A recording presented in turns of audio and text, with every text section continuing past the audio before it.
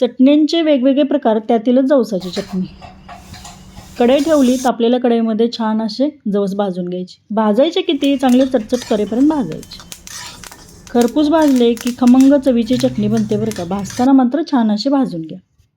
त्याच्याच जोडीला पाववाटी खोबऱ्याचे काप करून घेतलेले ते हलकेसे भाजून घ्यायचे. खमंग चवीसाठी धने, जिरे आणि बडीशेप थोडेसे गरम करून घेतले. हे सर्व मिक्सरच्या भांड्यामध्ये काढून घ्यायचं. लसूण नंतर घालायचं. सुरुवातीला याचंच वाटण करून घ्यायचं. चवीनुसार मीठ घालायचं, थोडासा हिंग घालायचा आणि तिखट 2 चमचे घालायचं. पल्स मोडवरती फिरवून घेतलं म्हणजे जाडसर आपली अशी चटणी तयार होते. आता यामध्ये लसूण ॲड करतो. पाववाटी लसूण घातला, छान असं मिक्सरमध्ये फिरवून घेतलं आणि हे बघा, चटणी जी आहे ती अशीच असते, थोडीशी जाडसरच ठेवायची असते.